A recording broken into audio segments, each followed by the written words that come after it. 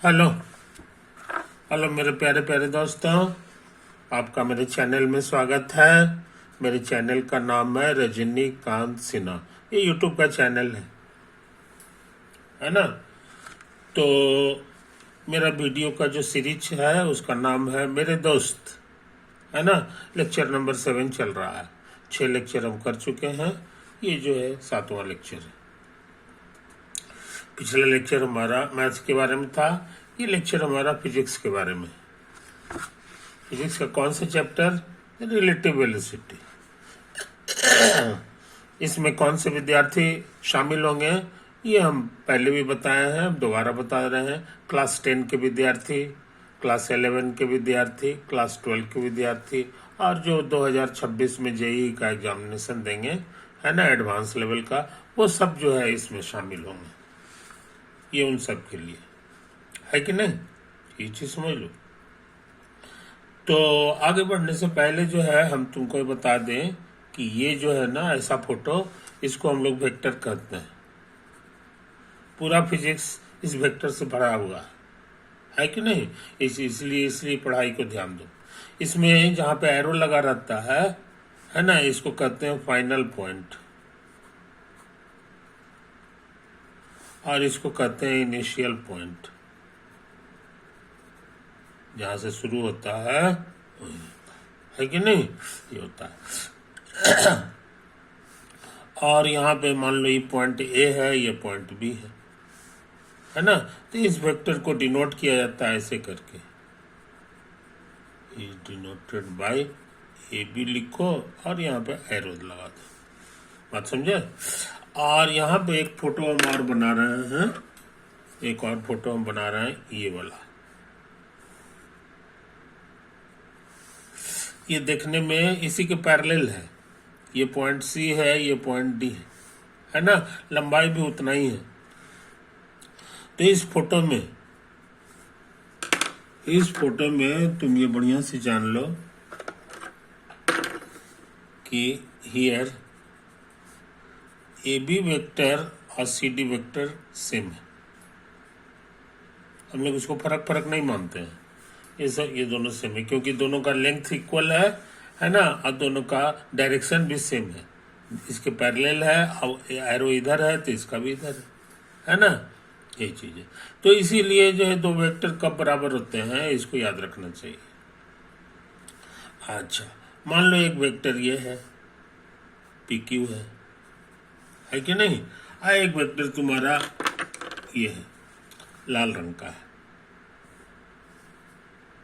लाल रंग का है। इसका नाम पी आर दे दो, है कि नहीं। ये है। अब हम चाहते हैं इस वेक्टर की वजह से एक नया वेक्टर बनाने जा रहे हैं। क्या करेंगे, इसके पैरेलल एगो लाइन खींचेंगे, है ना। और ये जो है ना, यहाँ से फिर इसके पैरेलल एक लाइन खींचेंगे, दोनों कटेगा।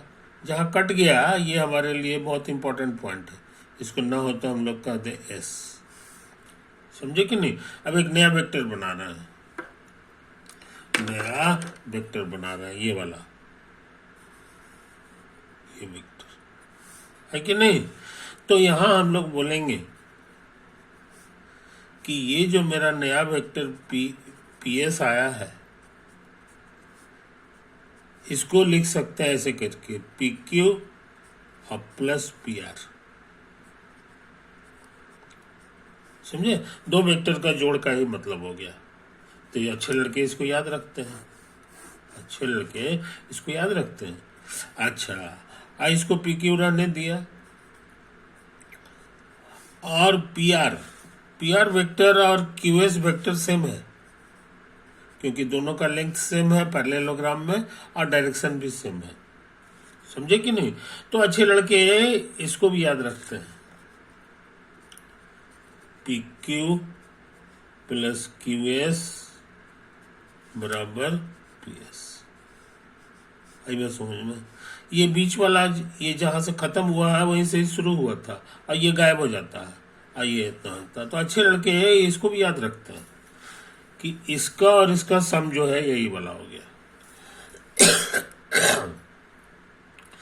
तो वेक्टर का जोड़ भी हम लोग जान गए, ये है कि नहीं? हाँ, और ये PS के बजाय अगर लिखोगे SP तो वो एरो इधर इधर हो जाएगा। तो SP और PS सेम चीज नहीं है, इसका निगेटिव के बराबर है। समझे कि नहीं? ये चीज समझ लो, ये चीज समझ लो, है कि नहीं? तो अच्छे लड़के जो है छोटी छोटी बात को याद रखते हैं। मान लो तुमको निकालना रहता PQ माइनस PR, तो इसका मतलब हम लोग समझते हैं PQ और माइनस PR जो है इसको और इसको जोड़ना है, इसका मतलब हम लोग यही समझते हैं। तो PQ छोड़ दिए, अब माइनस हटाएंगे तो ये पलट जाएगा। समझे? अच्छा, अब ये दो वेक्टर के बारे में समझ लो कि A प्लस B लिखें चाहे B प्लस C, दोनों सेम होता है। इसको कहते हैं commutative law, commutative law of vector addition.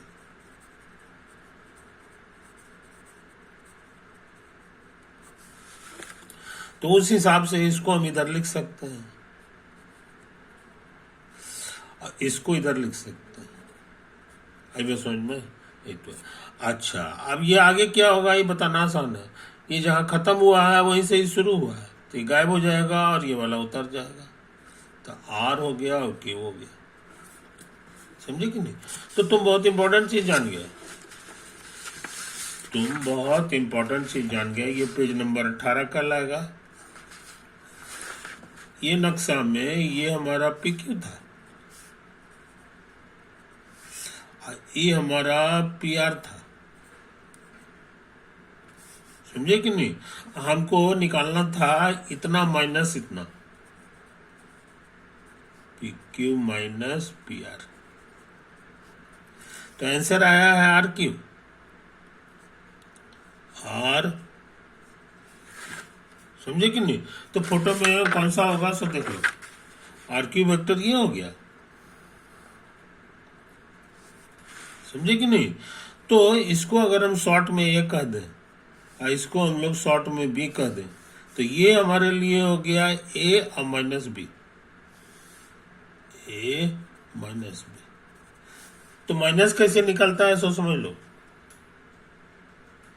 Minus कैसे निकलता है? जो चीज घटाना है कि नहीं, वो जो है वो बैक डायरेक्शन में चला जाता है और ये यहाँ चला आता है। ये तो ट्रिक है।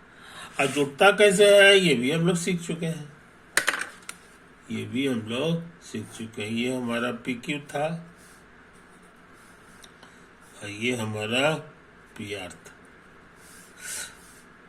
तो आंसर जोड़ने पे क्या आता है? तो PS आ जाता है। अब PS कहाँ पर है? तो कहता है ना पहले पैरेललोग्राम बना लो, उसका जो ये नया वर्टेक्स आया है इसी को मिला दो, इसी को मिला दो। इस वेक्टर को हम लोग A कहे थे, इसको B कहे थे, तो नया वेक्टर जो भी मिला है ये A प्लस B हो जाता है। तो A प्लस B समझ गए और A माइनस B भी समझ गए। दोनों हालत में तुमको पैरेललोग्राम बनाना है। इसीलिए कई लड़के जो है इस पूरे पढ़ाई को कहते हैं law of parallelogram, law of parallelogram. समझे कि नहीं? तो छोटी छोटी बातें जो है हम लोग इसको याद रखते हैं। इसको बढ़िया से देख लो, तुम्हारे सहूलियत के लिए हम फिर से इसको साफ सुथरा दिखा दें। यही है, यही है, यही है, यही है और ये वाला, ये वाली पढ़ाई है कि नहीं? तो लॉ ऑफ पैरेललोग्राम तुम जान गए। अच्छा, एक और चीज नोट कर लो, एक और चीज नोट कर लो कि वेलोसिटी जो हमारा होता है वो एक वेक्टर है। समझे? मान लो तुम दौड़ रहे हो, तो दौड़ रहे हो तो तुम्हारा कुछ वेलोसिटी होगा, है कि नहीं? तो वो भी एक वेक्टर होता है, क्योंकि उसका एक डायरेक्शन है कि किधर दौड़ रहे हो। और किस स्पीड से दौड़ रहा हो, तो ये हो गया, है कि नहीं। जैसे नमूना के तौर पे ये कागज पे हम लोग इधर नॉर्थ मानते हैं, इधर ईस्ट मानते हैं, समझे कि नहीं। अब कोई लड़का जो है इधर दौड़ रहा है, कोई लड़का जो है वो इधर दौड़ रहा है,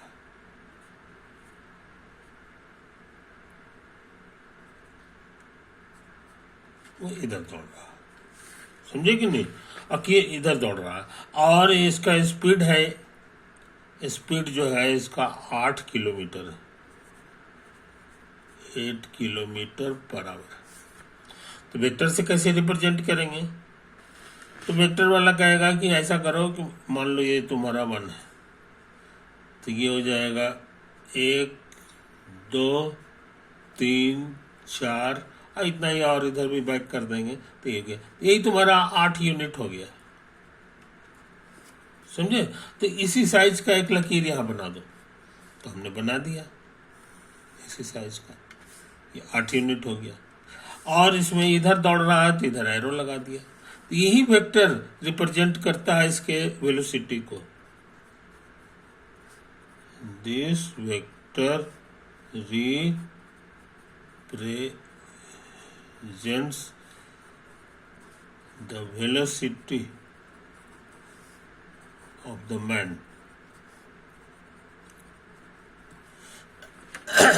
समझे।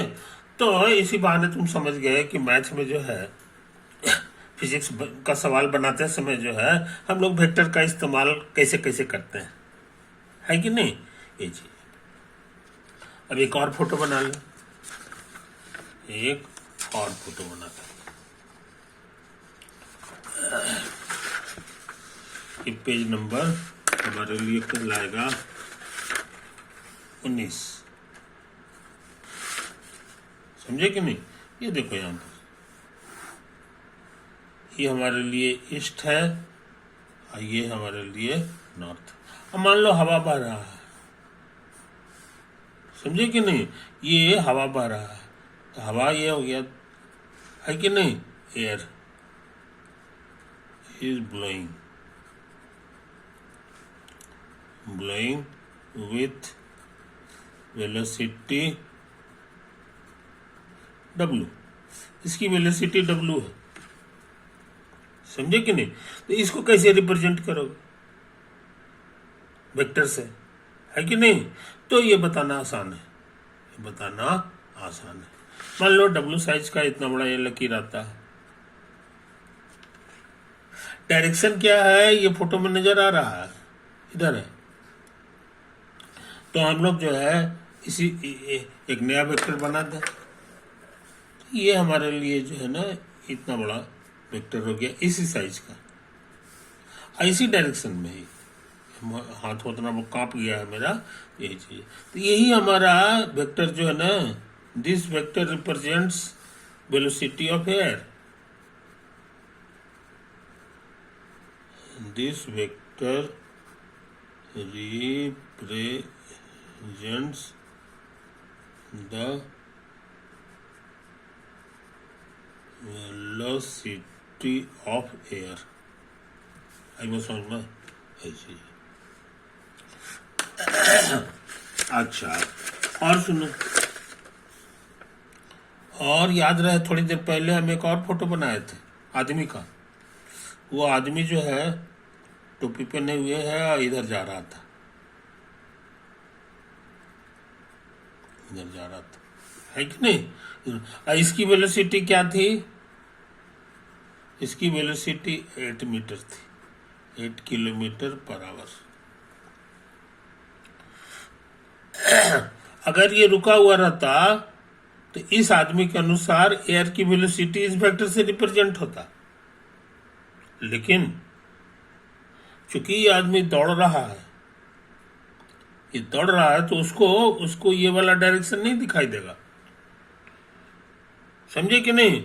इसका स्पीड को इसमें घटाना पड़ेगा, समझे कि नहीं। तो हम जानना चाह रहे हैं velocity of air as seen by the observer, यही मेरा ऑब्जर्वर है, समझे। इसको कितना दिखाई देगा, तुम पढ़े हो, इसको छोड़ दो अभी।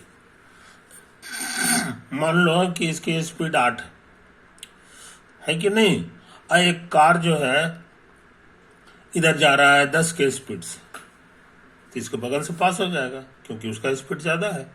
लेकिन इससे पूछेंगे कि कितना के स्पीड से वो भागा है, तो ये कहेगा कि नहीं हमारे बगल से 2 के स्पीड से भागा है, इसका अपना स्पीड 8 है, तो ये 8 घटाना पड़ता है उसको, तब सही सही आंसर आता है,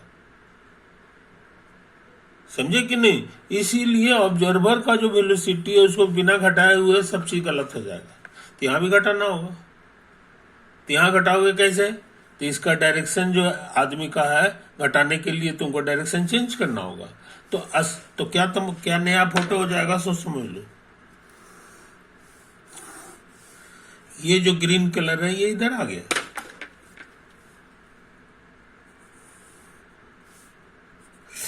और ये जो स्पीड है लाल वाला ये इधर आ गया, ये वेक्टर हो गया हवा का एक्चुअल स्पीड। और इसका रिजल्टेंट निकालना होगा, समझे कि नहीं। रिजल्टेंट कैसे निकलता है तुमको पता है, पैरेललोग्राम तुमको बनाना होगा, ऐसे ऐसे ऐसे, ऐसे कर दो, है कि नहीं, यही चीज है। अब यहां से भी एक लकीर खींच दो, ये हमने ऐसे ऐसे लकीर खींच दिया, समझे कि नहीं, ये चीज समझ लो। तो पैरेललोग्राम के लिए फिर इसके पैरेलल यहां से लकीर खींच दो, ये देखो आ गया। ये जो वेक्टर है यही जो है ना दिखाई देगा वेलोसिटी ऑफ एयर, है ना, रिलेटिव टू ऑब्जर्वर।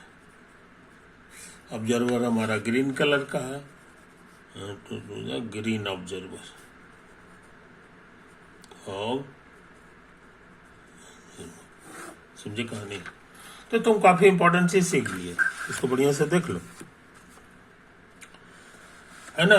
तो इस आदमी को हवा इधर बहता हुआ दिखाई नहीं देगा, इस आदमी को हवा इधर बहता हुआ दिखाई देगा, और काफी बड़ा हो गया, तो फोटो में इशारा कर रहा है कि इसको लगेगा कि हवा बहुत तेजी से बह रहा है कि नहीं, अगर वो इधर जाता है तो सही से आंसर निकालने के लिए इसका स्पीड को घटाना पड़ता है। तो घटाने का काम कैसे करते हैं आज हम लोग सीख चुके हैं, है कि नहीं, यही चीज है। तो हम समझते हैं मेरे दोस्त हम काफी चीज सीख चुके हैं, है कि नहीं। इस वीडियो को यहीं एंड कर दें, है कि नहीं। हम लोग फिजिक्स की दुनिया में आ चुके हैं, अब हम लोग धीरे धीरे यही सब काम करेंगे, है कि नहीं। ओवर, ये भी पेज हो गया, और इधर वाला जो पेज है ये तो तुम देख ही रहे हो, ये हम लोग कर चुके हैं, ओवर।